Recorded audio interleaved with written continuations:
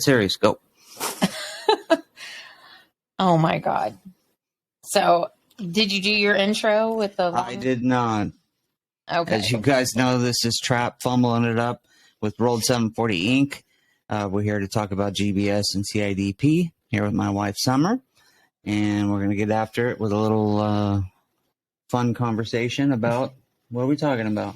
Well, I don't know if the word fun would fit into this conversation, but it's long-term care facilities. I just think that it's a topic that in this realm of what everyone's going through, everyone needs kind of a little bit of information or at least an outlet.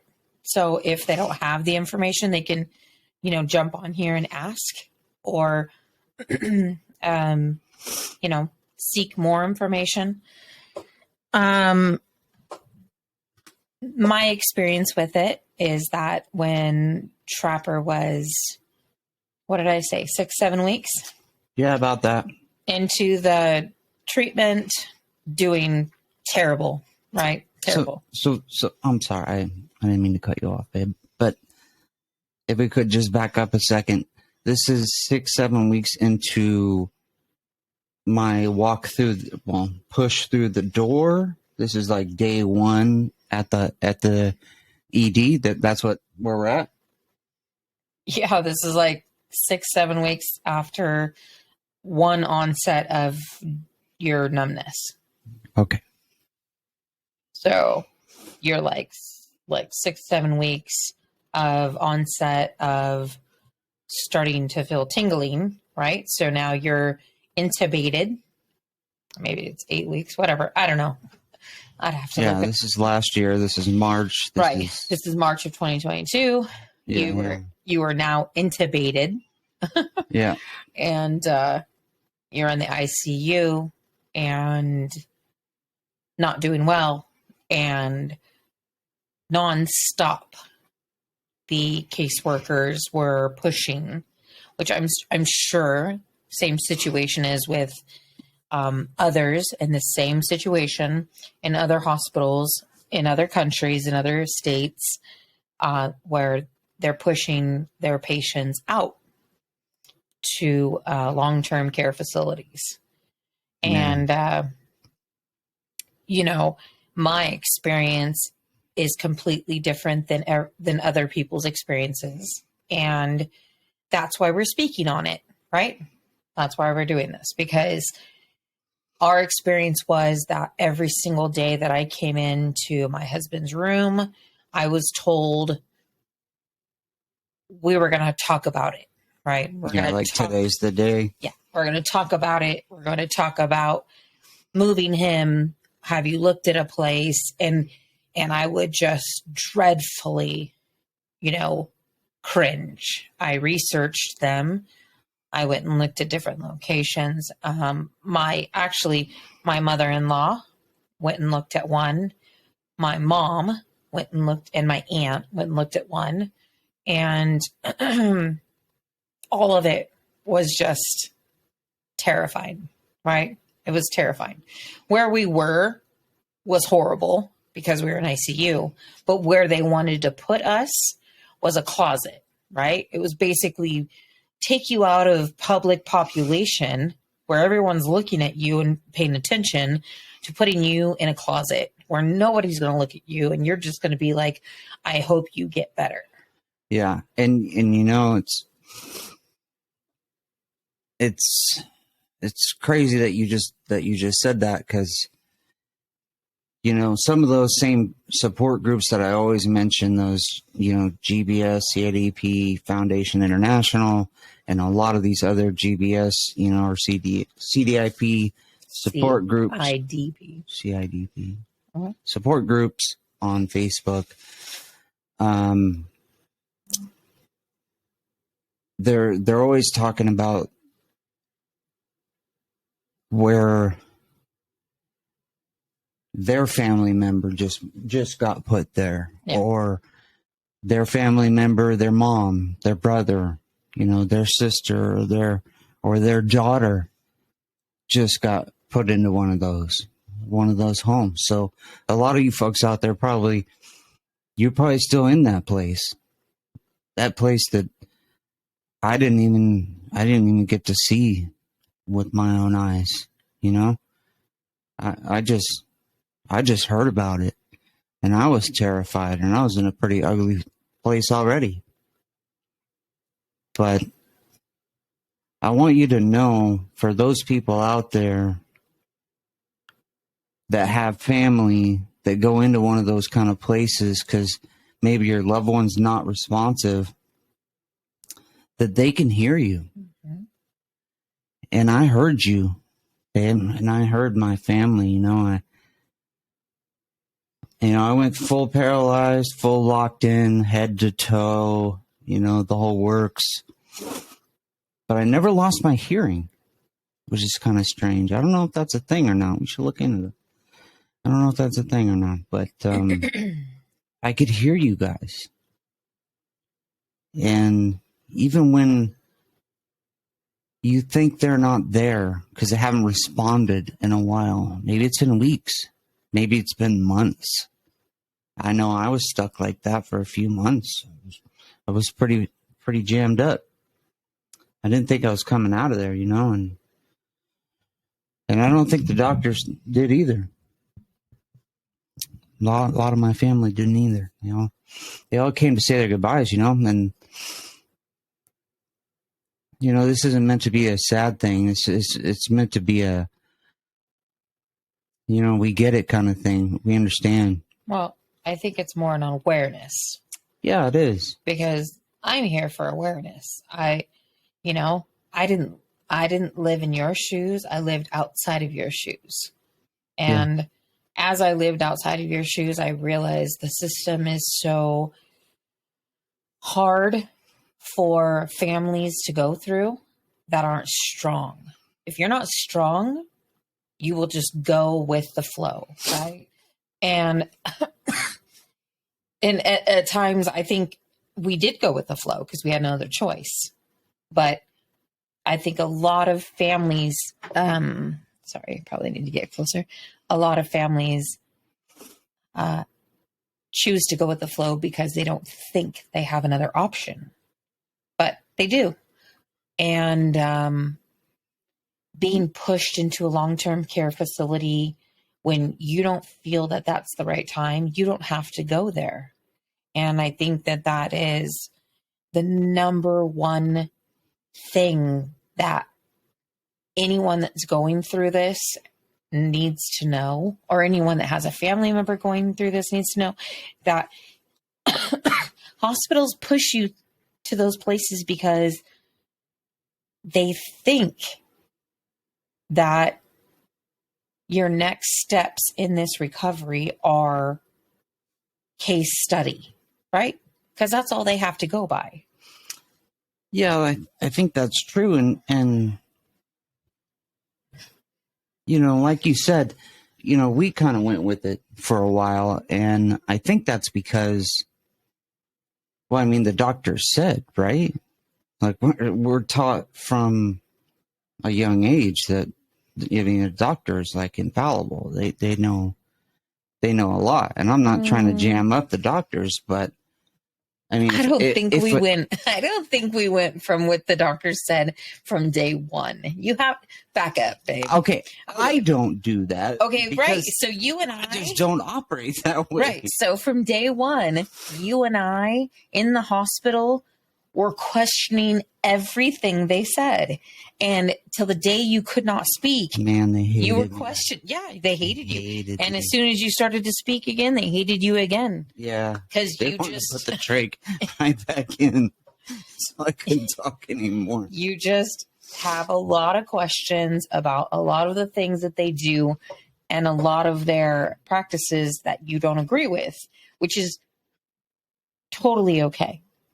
And as a patient, as an individual, as a person, you should always question your own health and well-being.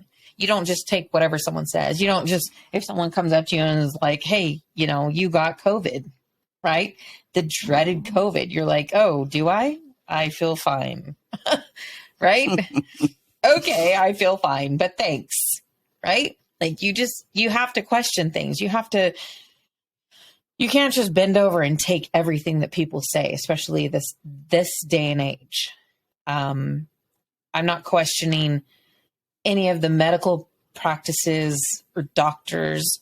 I'm just saying that I think the way that we operated in your situation saved your life.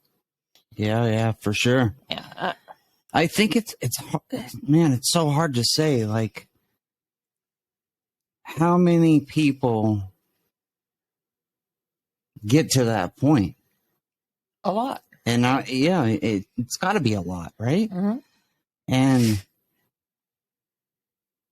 like, when do they think? Okay, I mean, obviously, doctors, right? Long-term, nursing facility or nursing care or long-term whatever care. That's like, okay, we're not getting a response out of this patient anymore. So ship him off, right? He'll be monitored around the clock, trach breathing for him, and he'll be fed and medications, blah, blah, blah, the works. All you guys that are there or on the way there, whatever, you know what I'm saying? So he's being tube fed and he has a ventilator. Yeah. The ventilator. Yeah. And the peg tube. Yeah. So he's no longer doing anything on his own, or she, whatever. She's doing nothing on their own. Yep. Yeah, that's a tough spot to be in. And I remember earlier this evening, on one of those very support groups I was talking about, this guy, I think his name was Pat, said, you look like a big, strong man, right? Like, I bet you, or I know, the hardest part must have been losing your independence. And that was pretty big for me. Like, that guy hit it on the head. I don't know where he was from, but, we kind of talked back and forth. But that guy got it. And now that's kind of a huge thing. I don't think it matters the size of you. No. It just, when you're used to being a pretty healthy human being and being able to do whatever you want, whenever you want, you sort of lose, I don't want to say lose track, but you definitely take it for granted when you don't have it anymore. And that guy hit it on the head. It's that, you lose your independence, your dignity. Oh yeah, that's all gone. It's gone. It's like, and this is just along the way, right? You're in the hospital and like you forget that outside your voice means something. Yeah. Yeah. Because like outside, if I said something, at least in our household, it might mean something. Maybe it won't. Yours probably would say some more than mine, but whatever. You guys know what I'm talking about. But on the streets, when you say something like, don't touch me, or I don't want that, or don't move me that way, or don't lift me, or watch this, or you can't stick a needle there, they don't care anymore. This is work. This is business. This is, they have it down, they got it down pat. They have it down. This is their profession. But it's just two different points of view, really. And I want them to be on point. I want them to not be emotional like I am. But it's still like, it's so hard to, like, I dreaded my nighttime bathing, whatever the shit that was. Like, okay. You want to take some rags and wipe, sandpaper on me and call that a bath? Like, Now I'm really freezing. Are you serious? Not to make light of it, but it would 3 seconds until we turn that heater off. I know it would be hilarious because I'd come in the next day and I'd be like, did you give him a bath? No, he refused his bath. Mm-hmm. And that would be days. And I'd have to wash you down because I knew your ass smelled rancid. Well, but you did not want them to give you that sandpaper bath. No, I didn't want the sandpaper bath. Because it's their job and they don't have a compassion element, right? They don't. They're not looking at you like you're my loved one. They're not going to rub you down, right? They're looking at you like you do a shit job at rubbing you down anyway. They don't. I'm saying, and I'm sorry, but they shouldn't rub you down like they care anyway. I don't want them to rub on you like you're like. No. That's not what I mean. Okay. I mean, when I got to be turned over, but I'm paralyzed, so they slam my face into the metal rack, boom, and my arm slings across and my knees broken back and my hips are backwards this way. That's what I'm talking about. I'm talking about just care. I mean, I dreaded going through that process. So up until I could communicate by blinking my eyes, that's all I wanted I didn't even care about much anymore.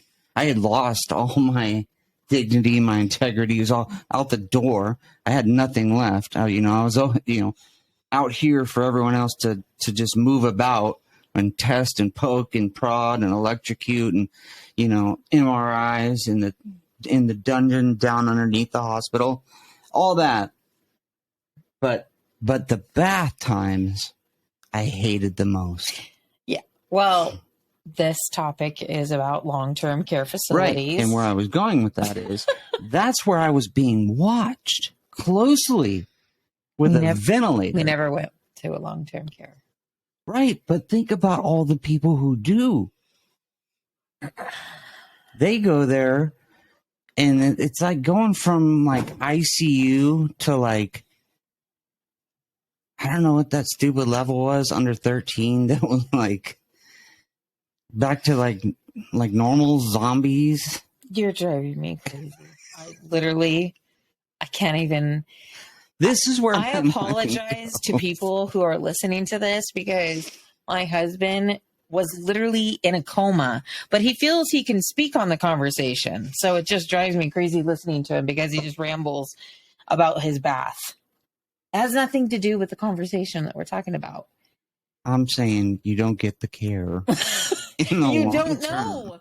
How would you know? You never went there. You think because my eyes weren't open, I don't know? I could feel it. Okay, look. My consensus on a long-term care facility location is only from the outside because we never went in, right? So I can't say that they're terrible, right? All I can tell you is what I saw when my family went there to look at the locations. He was never checked in there.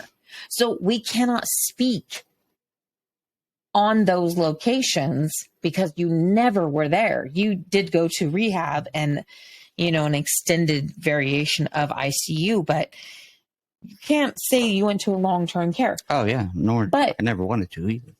I fought so you didn't have to. I fought every single day that those wonderful, what's an acronym for which? Wonderful, intelligent. Listen, some of those doctors were fuck faces. No. These aren't the doctors. These are the care. These are the case managers. Yeah. The doctors are great. The doctors are like, he's not going anywhere. He can't go anywhere. And then 5 seconds later, the case manager's in there and she's like, oh, so have you looked at the long-term care facilities? Because basically we got to get this room open. You got to go, he's got to go. He's costing the hospital too much money and we can't fix him right now. He's got to go. So. Well, that's sort of true. There were a few doctors that were, just leave it at that. They weren't. Don't get me started on those doctors. But there was one doctor. There was a couple that I have a few things to say about. But anyway, it boils down to if you don't advocate for yourself or have a loved one doing it for you, you're in big trouble. You Yeah. got to push back constantly. Yeah. Pushing back. And the whole reason I brought this topic up today is because I have a friend that I work with, and her mom was in a long-term care facility. She's an elderly woman, and the long-term care, nothing to do with GBS, CIDP, but the facility decided to shut down, and they gave her a 3-day notice to move her mom to a new facility. And it just made me think, like, what kind of care goes into these places, and how, little we care about the people we love the most at the end of their lives, and that's how I look at long-term care facilities. Like, it doesn't have to be CIDP. It doesn't have to be GBS. It's just the person that you love the most at the end of their life, or we think the end of their life. Why would you put them in some place that they wouldn't be, happy? You wouldn't be happy. You wouldn't get the best care, the best treatment. And don't get me wrong, I know it's hard. Sorry, I hear barking. I know it's hard, caring for someone in a state that they need constant care. But if they can't go to these long-term care facility places and get that, then let those people take them home, right? Let them take them home. Yeah. Offer that to them. Say, look, we have this option. Here's a long-term care facility. This is what they offer. There's going to be one nurse to 3 or 4 patients. One nurse, right? That's crazy. Because that one nurse is typically this little tiny person that cannot turn a grown man. No, you got to learn how to work the bed. Let alone an overweight individual, or whatever the case may be. And they have 3 or 4 of them to do all day for at least 12 hours. Yeah. Every single day, right? Not every single day, but 12 hours for like a few days in a row, and then they switch and then whatever. But that's not okay. Like, our system is so convoluted. Our system is so wrong at the way we bring people into the world and the way we take them out of this world. Like, how did we get this so wrong? How is this the way that we want to treat the people we love the most on their way out the door, right? Like, even if and I apologize. How do we fix that? Right. And I apologize if I'm saying, GBS, CIDP, go in long-term facility, out the door. That's not the case. But if they put you in these facilities, like, you're still in the same situation. You're still in a space with 3 to 4 other people that could be long-term out the door. You are trying to recover. You're trying to fight for your life. But you have one nurse that's supposed to bring you lunch, ice, a bedpan, medicine, help you go to the bathroom because you can't move because you're paralyzed. Whatever the case may be. Yeah. It's just, then we got to clean you up, wipe your ass. Yeah. Change your bedding. The whole thing. How do we fix it? I don't know. Honestly, I think that it would have to take just transferring of funds from different places to